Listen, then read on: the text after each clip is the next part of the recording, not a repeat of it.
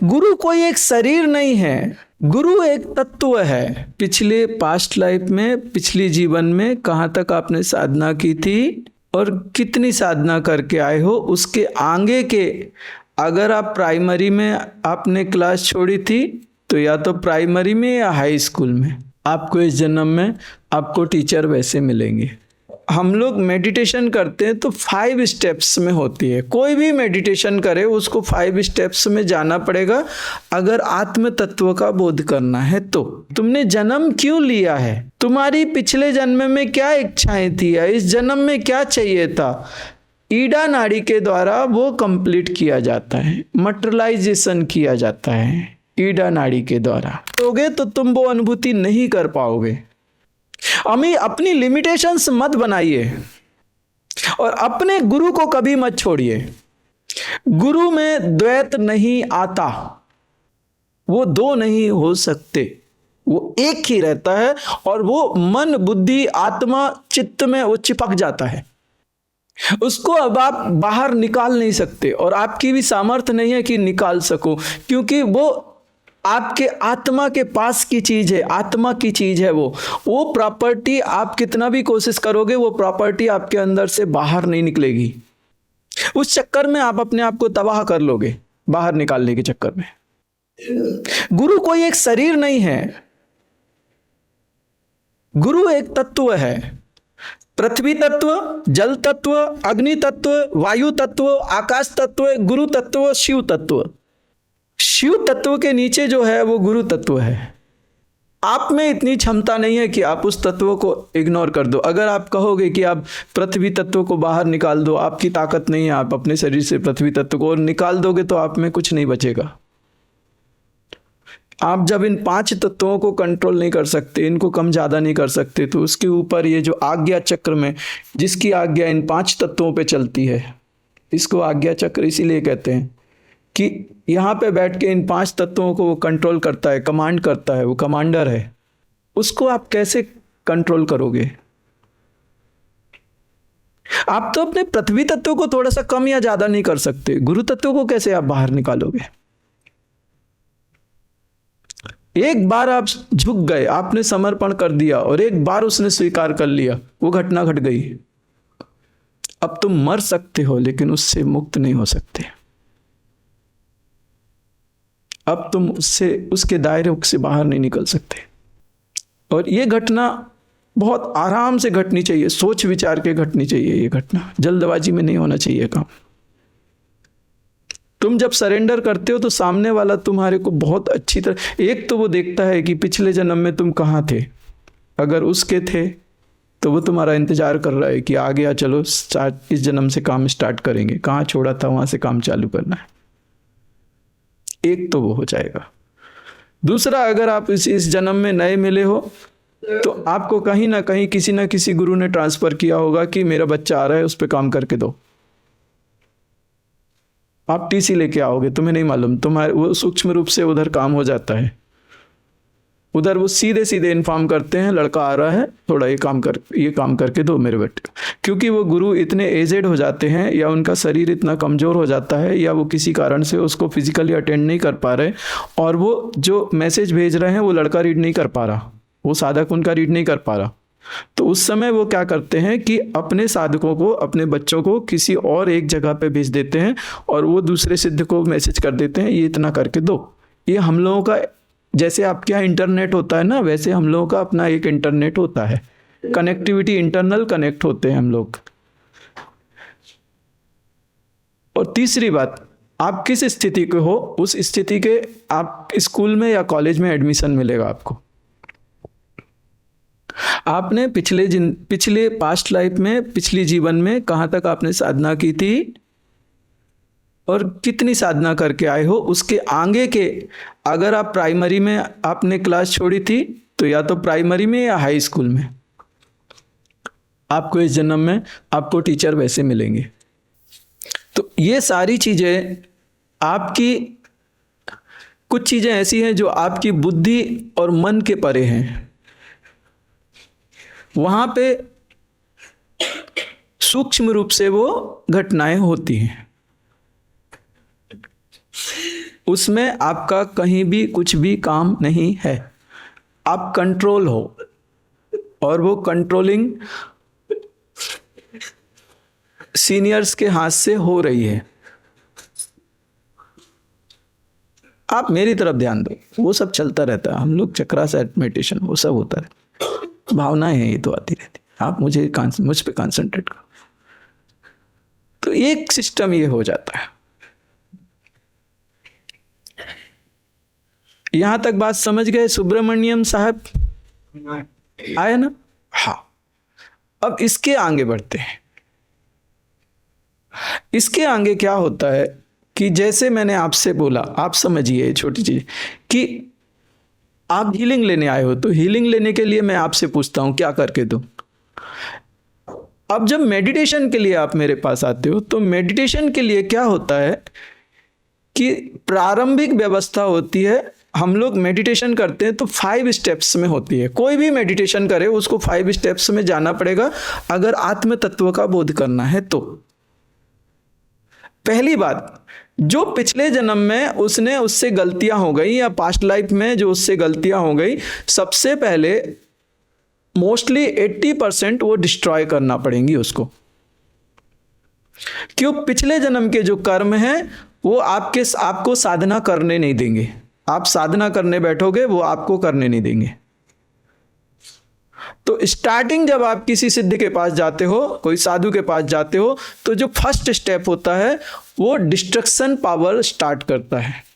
First step, आपकी past life के जो कर्म है या पास्ट में जो कर्म है, तमोगुणी कर्म है, भयानक हैं, उनको पिंगला नाड़ी के द्वारा मूलाधार में जाके मूलाधार साफ करके पिंगला नाड़ी के द्वारा, जो इसको कहते हैं आरोह क्रम, जो नीचे से ऊपर चलता है, इसको आरोह क्रम कहते हैं। सूर्य नाड़ी के द्वारा, अग्नि के द्वारा उन कर्मों को नष्ट किया जाता है।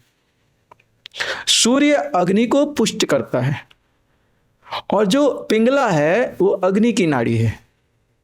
तो जो तमोगुणी कर्म होते हैं, तमस होता है, वो तमस जो होता है अग्नि से सबसे पहले उसको नष्ट करते हैं। जो कर्म हमें खाने को आ रहे हैं, जो कर्म अगर प्रारब्ध में आ गए तो हमें बर्बाद कर देंगे, उससे पहले उन कर्मों को एक साधक नष्ट कर देता है। वो प्रारब्ध में आए उसके पहले उन कर्मों को, जो कर्म बीज हैं, उनको ही नष्ट कर देता है। वो कर्म ना तो रोपे बन पाते हैं, ना तो वृक्ष बन पाते हैं, ना उनमें प्रारब्ध फल आ पाता है। बीज ही नष्ट कर देते हैं उसके। तो इसके लिए फर्स्ट प्रोसेस होती है आरोह क्रम। जो डिस्ट्रक्शन होता है वो स्टार्ट होता है फर्स्ट प्रोसेस। जब फर्स्ट प्रोसेस चलती है तो क्या होता है, उसके शरीर में अग्नि की मात्रा बहुत अधिक हो जाती है, क्योंकि डिस्ट्रक्शन पावर उसके शरीर के अंदर चल रही है। तो उसका शरीर सूख जाता है, उसके शरीर में रूखापन आ जाता है, और वो थोड़ा चिड़चिड़ा हो जाता है। क्योंकि अग्नि जब शरीर पे काम करती है तो उसके प्रभाव के कारण ऐसा इरिटेशन आता है, शरीर सूख जाता है, दुबला पतला होता है, और मसल्स पेन होते हैं। जब लेवल 1 फर्स्ट चलता है आरोह क्रम, तो साधक के ये होता है 80% जब उसके शरीर में कर्म नष्ट हो जाते हैं, तब साधक इस लायक नहीं बचता कि उसमें 20% और कर्म नष्ट किए जाएं। अगर वो 20% कर्म नष्ट किए जाएंगे तो साधक के आर्गन्स खराब होने शुरू हो जाएंगे। तो उस समय क्या होता है कि इसी एनर्जी को जो पिंगला से ऊपर चढ़ी है उसको ईड़ा से नीचे उतारते हैं। ईड़ा मतलब जल तत्व, ईड़ा मतलब चंद्र नाड़ी। तो जो साधक 80% अग्नि से जल चुका है, उसके अंदर पीड़ा ही पीड़ा बची है। अब उसके जीवन में सुख, समृद्धि, साधन, शांति ये सारी भरी जाती हैं। ईड़ा नाड़ी में महालक्ष्मी का प्रतिनिधित्व होता है, महालक्ष्मी की ऊर्जा चलती है। पिंगला नाड़ी में महाकाली की ऊर्जा चलती है। तो जो तुम्हें चाहिए नहीं था वो पिंगला नाड़ी के द्वारा नष्ट कर दिया गया, लगभग 80%। उसके बाद में अब तुम क्यों आए थे, तुमने जन्म क्यों लिया है, तुम्हारी पिछले जन्म में क्या इच्छाएं थी, इस जन्म में क्या चाहिए था, ईड़ा नाड़ी के द्वारा वो कंप्लीट किया जाता है, मटेरियलाइजेशन किया जाता है ईड़ा नाड़ी के द्वारा। क्या नहीं चाहिए वो नष्ट करो, और क्या चाहिए उसको मटलाइज करो। 2 चीज हो गई। अब ये जब दोनों चीजें हो जाती हैं तो आपके जीवन का कार्य क्या होता है? कंप्लीट होने को आता है। जो नहीं चाहिए था वो छूट गया और जो चाहिए था वो मिल गया, तो क्या होता है? शांति आती है। तो उस समय क्या होता है कि सुषुम्ना में एंट्री हो जाती है। सुषुम्ना महासरस्वती की व्यवस्थाएं सुषुम्ना नाड़ी में चलती हैं। महासरस्वती मतलब विद्या की देवी। वो आपको आपके आत्म तत्व की ओर लेके जाती है, आत्म विद्या। ये 3rd स्टेप है। पहला कौन सा था? आरोह क्रम। दूसरा क्या था? अवरोह क्रम, ऊपर चढ़े नीचे उतरे। अब तीसरा जो आप सरस्वती में आ गए, सुषुम्ना नाड़ी में, वो कौन सा है? वो स्थिति क्रम है। ये स्थिति आपको आत्म तत्व में स्थित कर देगी। ये नाड़ी, इसको स्थिति तत्व, स्थिति होता है। इसी में बीच में क्या होते हैं? 2 स्टेप्स और आते हैं। तीसरे के बाद में चौथा आता है, 5वां आता है। उसके बारे में मैं बात अभी नहीं करता, लेकिन ये 3 चीजें, 5 स्टेप्स आप आत्म तत्व तक जाना चाहते हैं तो एक स्टेप्स कंप्लीट करने पड़ते हैं। एक स्टेप्स के बाद दूसरे स्टेप्स पे आना पड़ता है, तीसरे पे आना पड़ता है, चौथे पे आना पड़ता है, 5वें तक आना पड़ता है। ये आपकी साधना क्रम है।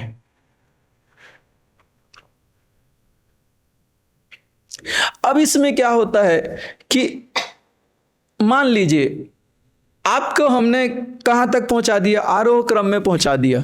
या आपके शरीर में आरोह क्रम चालू है, अग्नि तत्व का काम चालू है। अब आप कहीं और पहुंच गए और वहां पे किसी ने जल तत्व कर दिया, तो अग्नि और जल आपस में क्या होते हैं? साधारणतः शत्रु होते हैं। अग्नि और जल साधारण रूप से एक दूसरे को नष्ट कर देते हैं। होता है कि नहीं? तो वो जो किया कराया है वो सब उसकी वंटा झार हो जाती है। अगर आप किसी उच्च के सिद्ध के पास गए तो वो नहीं करता, वो सेट करके देता है तुम्हें, वो संभाल के लेगा, वो देखता है। लेकिन किसी आलतू फालतू के पास पहुंच गए तो वो तुम्हें पूरी वाट लगा देगा, जितना काम किया है वो सब लीप पोत डालेगा। एक तो तुम जब एक सिद्ध के पास जाते हो तो तुम्हें दूसरे की आवश्यकता नहीं होती, वो अपने आप में पूर्ण है। गुरु में क्या होना चाहिए मैं आपको बोलता हूं, जब तक आपकी कॉन्शियसनेस बॉडी में है, आप अपनी बॉडी में कॉन्शियसनेस रखते हो, जब तक आपको गुरु के शब्द सूक्ष्म रूप से आप दर्शन नहीं कर सकते और उनकी बात नहीं सुन सकते, तब तक आपको ऐसा गुरु चाहिए जो आपको लगातार आपको मिलते रहें और सजेशंस देते रहें। क्योंकि आपको सजेशंस उस समय कंप्लीट कंटिन्यू चाहिए, नहीं तो आप दिशा भ्रमित हो जाओगे, आप गलत दिशा में चले जाओगे। गुरु ऐसा होना चाहिए जो एक तो समर्थ हो, दूसरी चीज वो आसानी से मिले, तीसरी चीज उसने आपको स्वीकार किया हो। आपने सरेंडर कर दिया एक बात अलग है, लेकिन उसने स्वीकार कर लिया दूसरी बात है।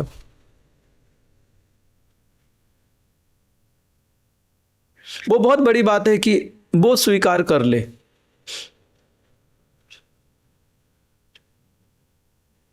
अगर उसने स्वीकार कर लिया तो वो समर्थ है, उसमें कोई डाउट नहीं। वो आपका वो सब करके देगा, जो जहां जैसा तुम्हें चाहिए वो तुम्हें सब करके देगा। जैसे आप अपने बच्चे को, आप उस बच्चे का जो एजुकेशन है, उसकी जो भी एक्टिविटीज़ हैं, स्पोर्ट्स एक्टिविटीज़ हैं या जो भी हैं, आप अपने बच्चे की सारी व्यवस्था करते हो, ऐसे गुरु अपने साधकों की सारी व्यवस्था करता है।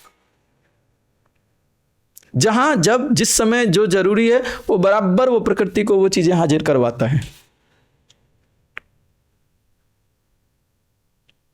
उसमें कोई डाउट नहीं, ये बिल्कुल एकदम फाइनल है। इसके बाद में क्या हो जाता है, तीसरी चीज सबसे बड़ी हो गई गुरु के साथ में कि अगर समर्थ है तो आप उसको छोड़ नहीं सकते, उसने स्वीकार कर लिया तो आप नहीं छोड़ सकते, वो अधिकार खत्म हो गया। वो आपको कंट्रोल करेगा। कहीं आपको दूसरी जगह भेजना है वहाँ भेजेगा, जितने समय वहाँ पे रुकना है उतने समय आपको रखेगा, वो सब आपको कंट्रोल करे। उस समय गुरु आपको शरीर से चाहिए, वो शरीर में होना बहुत जरूरी है और वो तुम्हारे लिए सहज होना बहुत जरूरी है, जिसके साथ तुम बैठ के बात कर सको, डिस्कशन कर सको, अपनी बात बोल सको और वो तुम्हारे जवाब दे सके। उसके जवाब सुनने के बाद तुम्हारे अंदर की जो वो दुविधा है वो खत्म हो जाती है। वो दुविधा खत्म होनी चाहिए।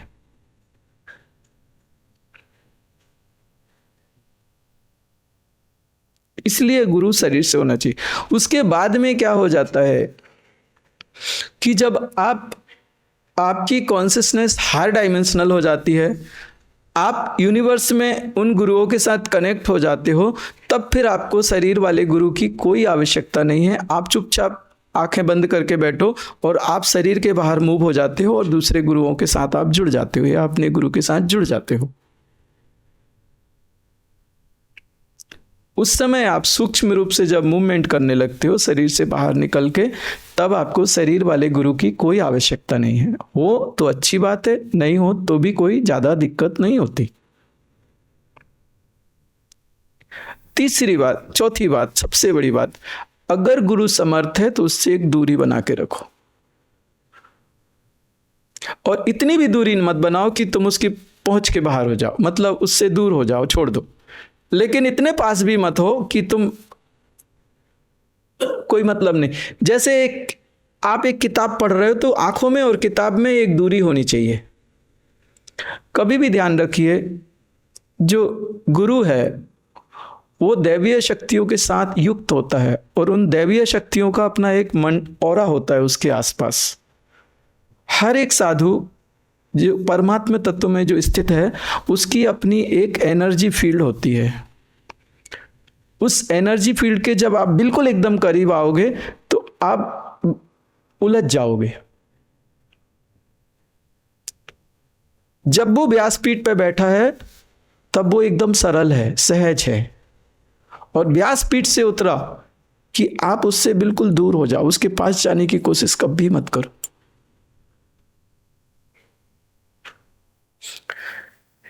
जीव के साथ में अविद्या होती है और शिव के साथ में महामाया होती है।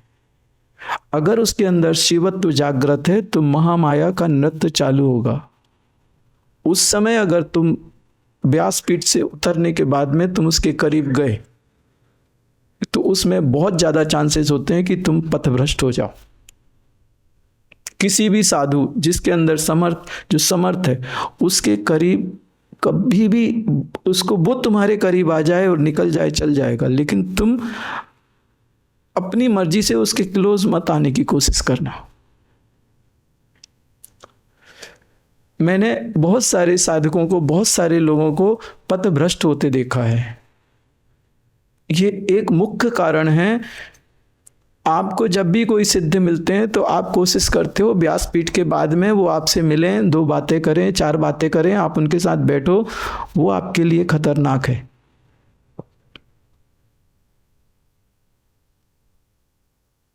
वहां पूरी महामाया पसरी होती है, पूरी महामाया पसरी होती है, और वो महामाया इतनी प्रचंड होती है कि वो तुम्हें फेंक देगी वो संत के पास से। उसको नहीं चाहिए, उसको नहीं चाहिए तुम महामाया को। वो शिव के साथ में जो शक्ति है वो एक दूसरे के साथ एकांत में रहना चाहती है। शक्ति शिव के साथ एकांत में समय गुजारना चाहती है और तुम बीच में आते हो, वो तुम्हें उठा के फेंकेगी। हम लोग जब साधना के लिए बैठते हैं उस समय वो शक्तियां साधना समय के पहले हाजिर हो जाती हैं उस जगह पे कि ये साधना करने को अब बैठेगा। वो हाजिर हो जाती हैं और वो इंतजार करती हैं कि साधना करेगा। मैं अपने जीवन की घटना सुनाता हूं। जंगलों में गया, बड़े प्रयास किए, शरीर को जलाया, मरने की हद तक पहुंच गया परमात्मा की प्राप्ति के लिए। संसार छोड़ा, सब छोड़ा, सब छोड़ के जंगल में गया। मुझे लगा कि कुछ हुआ ही नहीं। गुरु भगवान ने शरीर छोड़ दिया था, मुझे लगा कुछ नहीं हुआ, और शरीर पूरा लगभग नष्ट हो गया, डिस्ट्रक्शन पीरियड चल रहा था, लगभग मरे जैसा हो गया। मुझे लगा कोई समझाने वाला नहीं था, कोई बताने वाला नहीं था। उसके बाद एक साधना सिद्ध हुई बजरंगा की। उसके बाद बजरंगा भी चुप हो गया, गायब हो गया, और उसके साथ कोई ज़्यादा कनेक्टिविटी नहीं थी। शक्ति की साधना करनी थी। शक्ति की साधना करते करते स्टार्टिंग में ही शक्ति के साथ मैं भिड़ गया। शक्ति की साधना करना प्रारंभ ही नहीं किया था और शक्ति के साथ में भिड़ गया। एक झटका जोर का पड़ा मुझे। उसके बाद में शक्ति की साधना करी, उससे क्षमा मांगी। उसमें एक समय ऐसा आया जहां मैंने देखा कि वो भी मेरा इंतजार कर रही है, और वैसा ही इंतजार कर रही है जैसे कोई प्रेमिका अपने प्रेमी का करती है, कोई पत्नी अपने पति का करती है।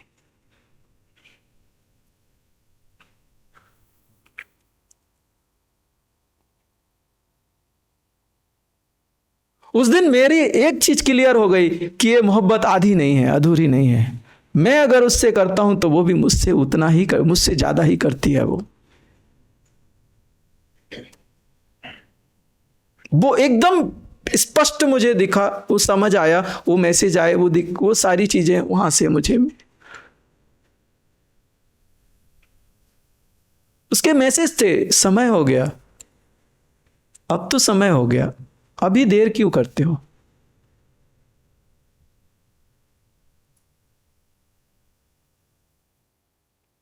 वो कह रही थी कि मैं अधूरी हूं, तेरा इंतजार कर रही हूं मैं। ये बहुत गहरी बात है। ये साधक के जीवन की एक जो घटना है, ये बहुत गहरी घटना है। एक स्थिति में पहुंचने के बाद साधक को जो अनुभूतियां होती हैं वो है ये, तुम कभी सोच भी नहीं सकते। उस समय जब शिवत्व साधक के अंदर जागृत होता है तो शक्ति उसकी तरफ भागती है, और शक्ति फिर शेयर नहीं करती उसको, किसी के साथ शेयर करने की इच्छा नहीं होती शक्ति की शिवत्व, क्योंकि वो कहती है शिव है, ये मेरा है। और जब तुम अपना अधिकार जमाते हो तो एक जोर से धक्का मारती है, निकल बाहर। अगर शिव तत्व है तो महामाया होगी होगी होगी होगी और प्रचंड होगी। इसलिए कभी भी कोई सिद्ध है या समर्थ है, उसके बिल्कुल करीब जाने की कोशिश मत करना, क्योंकि उसकी अपनी एक एनर्जी फील्ड है, अपनी एक सिक्योरिटी है, एक सिक्योर फील्ड है। उसके अंदर अगर तुम गए तो उसके बॉडीगार्ड्स से उठा के फेंक देंगे, तुम्हें दिखेंगे नहीं, लेकिन वो पूरी तरह से फेंकेंगे। और मैंने देखा है, उस समय मैं भी कुछ नहीं कर पाता। मुझे मालूम है ये घटना घट रही है, और वो मुझे लगता है कि बच्चा फिक गया यार, लड़का फिक गया, तकलीफ गजब, अरे, लेकिन वो उस समय मुझे चुप रहना पड़ता है। वहां पे मैं भी कुछ नहीं कर सकता। ऐसी घटना कई बार मेरे साथ हुई है कि जो लोग बहुत ज़्यादा क्लोज आए हैं या आ जाते हैं, उनमें से अगर वो अच्छे साधक नहीं हुए या बहुत अच्छी व्यवस्था में नहीं हुए तो उठा के फेंक देती है। और वो जब फेंकती है ना, तब मुझे पीड़ा होती है, अरे यार ये गलत हो गया भाई। इसलिए कभी भी ध्यान रखो, व्यासपीठ छोड़ने के बाद मैं आपके लिए यूजफुल नहीं हूँ, फिजिकली यूजफुल नहीं हूँ। मुझसे एक दूरी बना के रखो, ज़्यादा मिलने की कोशिश मत करो मेरे से या किसी भी साधु से, अगर वो पावरफुल है, शक्तिशाली है तो। और वो भी कोशिश करेगा कि तुम उससे मिल ना पाओ, वो तुम्हारी सुरक्षा के लिए है। इसमें बहुत सारे साधक बर्बाद हुए हैं, और मुझे बड़ी पीड़ा हुई जब वो ऐसे हुए, और ये हर साधु के साथ होता है। तो कभी भी नज़दीकियां बनाने की कोशिश मत करिए साधु से। अगर आप बहुत गहरे साधक हो, जन्मों जन्मों से उसके साथ हो, तो फिर वो कोई दिक्कत नहीं, लेकिन अगर आप नहीं हो तो फिर संभाल के, खतरा है। मैं फिर से कहता हूँ, ये लाल झंडा है। लाल झंडा कहाँ कहाँ यूज होता है आपको पता है। 1 घंटा आपके ये सेशंस होंगे, और 1 घंटे के बाद में आपका लंच होगा। मोबाइल सारे स्विच ऑफ होंगे। सेशंस के जो समय होगा उस दौरान आप आँख नहीं खोलेंगे, आँख बंद रखेंगे, सोएंगे नहीं। हाँ, एक आध बार सूर्य की साधना को बोलो, मेरे पास सूर्य, उसमें क्या है, या तो प्राण की साधना बोलो तो उसको ताकत बढ़ा दूंगा मैं, एकदम ऐसा हो जाएगा वो, है ना। तो सूर्य या प्राण की साधना बोलो, मैं मस्त करता हूँ। उससे क्या हो जाएगा कि वो मामला सेट हो जाएगा। अगर 10 दिन सूर्य की साधना या प्राण की साधना दी ना, मामला फिट हो जाएगा, बंदा सीधा हो जाएगा। आप लोग पिछले जन्म में कुछ कुछ लोग मिलते हो, फिर इस जन्म में मिलते हो, तो ऐसा लगता है, वो एक गाना याद आता है, कब के बिछड़े।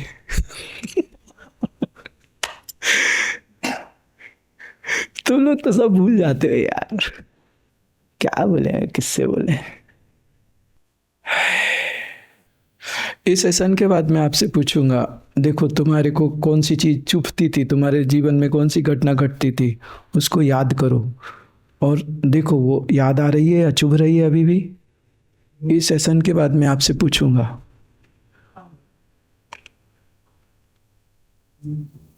इस सेशन के बाद मैंने पूछना है तुमसे वो।